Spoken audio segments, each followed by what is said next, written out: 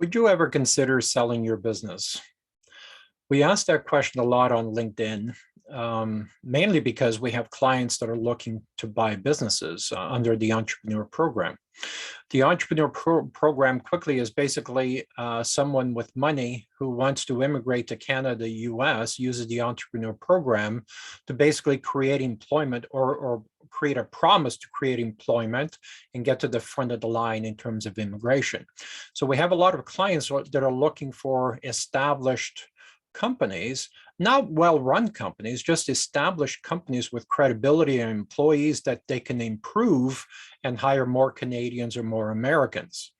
So, and this has been a popular program for at least 20 years now. And every time that we ask that question on LinkedIn, would you consider selling your business? We get kind of a panicked response, like, why would I sell my business? And what would I do? And what about my future? What about how will I have a job and so on? So that's another question. Did you create a business or did you create a job for yourself?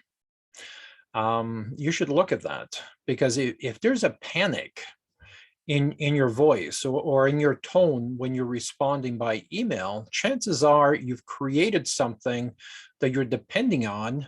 And if it hasn't created the wealth and the retirement income and the quality of life and really the vehicle to get you to where you want it to be. Like to me, a business owner spends the majority of his time playing golf with the next client who's going to bring in the $1 million or $2 million contract. That is the most value you can bring to the table, is bringing in, helping your sales and marketing department, bringing in major contracts.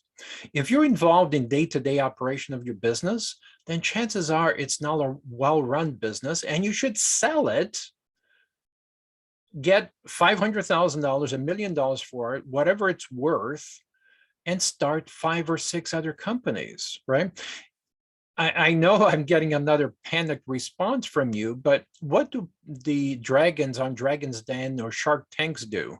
Are they involved in one business, or do they own multiple businesses? To me, that's what an entrepreneur is. An entrepreneur starts or designs, starts, and sells a business, then goes on to the next concept, or keeps repeating the same concept, right? If you have to sign a non-disclosure agreement, or if you have to start in a different city or whatever it is, so be it. But usually the owner will ask you to stay behind for a year for the transition process, because the transition process is crucial to make sure you don't lose any clients. So you will remain the face of the company for 6 months, 12 months, whatever the new owner feels is appropriate. And that could be canceled at any time. So if they contract you to stay for a year and they feel after 3 months they're comfortable and the clients don't seem like they're going to leave, or the employees don't seem like they're going to leave, then they might release you from your contract. And now you have all this money to spend that you can start 3 or 4 other businesses, but design them properly to give you quality of life. Now, again, I give you an example playing golf. Now, another example is we have clients that travel the world 7 or 8 months of the year while their businesses work for them. So they're around the world playing beach volleyball, surfing, golfing, and doing whatever they're passionate about, even during COVID, right? So there's many ways to design a business. The way you design the business is just one of them. There are literally 10, 20 other different ways to design a business. And if you've been doing it for so long, are you burnt out, right? Is it time for a change? You could sell your business. Let's say you're in the roofing industry. You could sell your roofing business, stay for 3 to 6 months or 12 months. At the same time, you're designing a new business for metal roofing or windows or siding or landscaping or whatever you decide to do, because your skills should be leadership skills, not skills with your hands, right?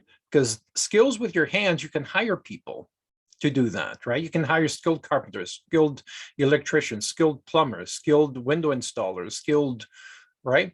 So if your skills or your contribution to your own business is the value that you bring with your hands, then certainly you're not bringing a lot of value, because your value should be leadership, how to double or triple your workforce, how to create an aggressive marketing system, how to create a business blueprint, how to motivate people, right? How to lead people, right? That's the skills of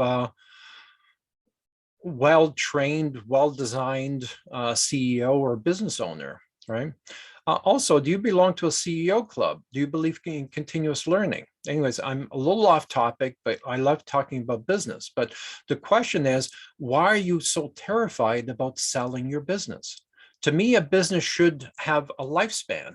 You design a business with the intention of selling that business within 3 to 5 years. Get it as high as possible, collect that paycheck of $500, $1 million for the business.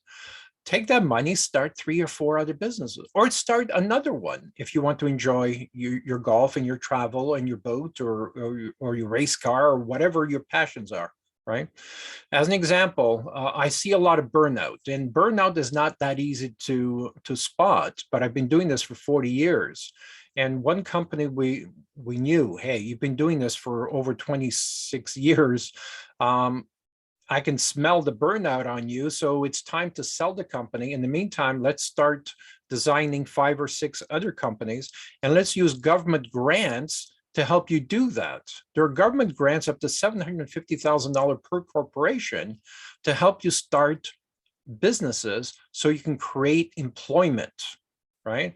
Create employment. Now that business has value and can be sold again. So if you start 6 businesses at $500,000 each or $1 million each, what is the value of that?